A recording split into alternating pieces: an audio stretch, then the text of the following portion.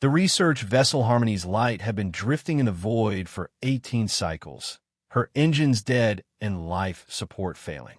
Captain Zethmira of the Peaceful Collective stared at the dimming displays with resignation. Her crew of xenobiologists and cultural anthropologists had accepted their fate with the quiet dignity their species was known for. Captain, her communications officer, Velsera, reported weakly, "I'm detecting a vessel approaching.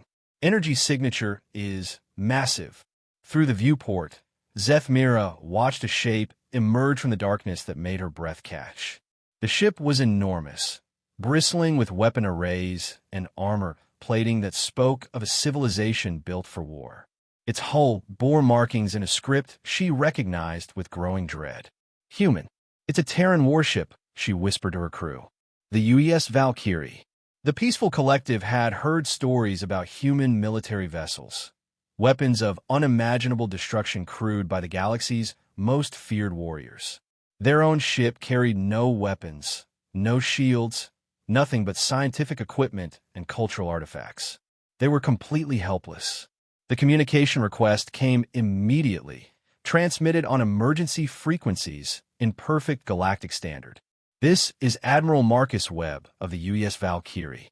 We're reading critical life support failures on your vessel. Do you require assistance?" Zethmira exchanged glances with her crew. They had been broadcasting distress calls for weeks without response. Even ships from their own collective had been too distant to help. Now humanity's warriors were offering aid to a species they had never formally met.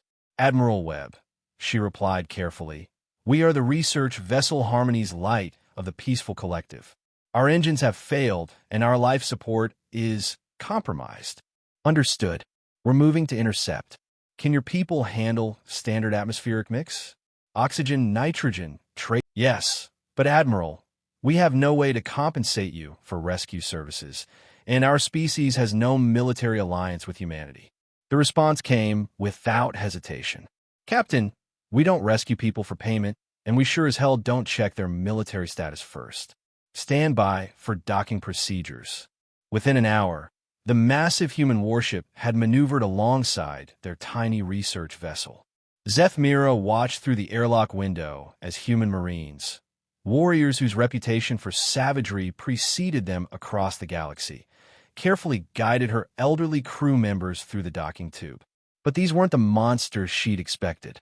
The Marines moved with gentle precision, supporting the weakest crew members and speaking in soft, reassuring tones.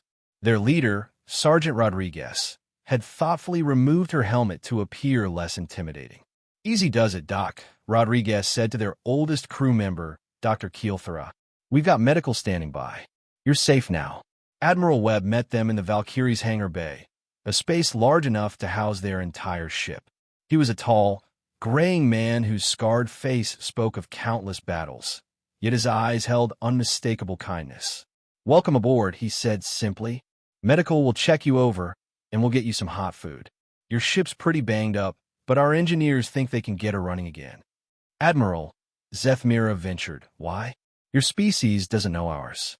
We have nothing to offer in return." Webb's expression grew puzzled. "Captain, you were in trouble. That's all we needed to know." Over the following days, as human engineers worked tirelessly to repair the Harmony's Light, Zethmira learned something that would reshape her species' understanding of humanity. These warriors, beings capable of unleashing devastation across star systems, had dropped everything to rescue strangers.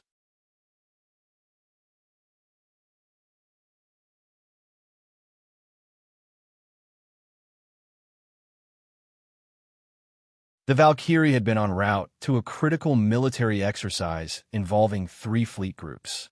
Admiral Webb had diverted his ship without seeking permission from command, knowing that every hour mattered for the failing life support. "But Admiral," Zethmira protested when she learned this, "your military objectives." "We'll wait," Webb interrupted firmly. "People don't wait. They can't." When the Harmony's Light was finally repaired and ready for departure, the human crew lined the corridors to see them off. These same warriors who struck terror into their enemies had spent their off-duty hours crafting small gifts for the rescued scientists. "Thank you," Zephyra said to Admiral Webb at the airlock. "We will tell our people of human kindness." Webb shook his head. "Just tell them we're neighbors. Good neighbors look out for each other."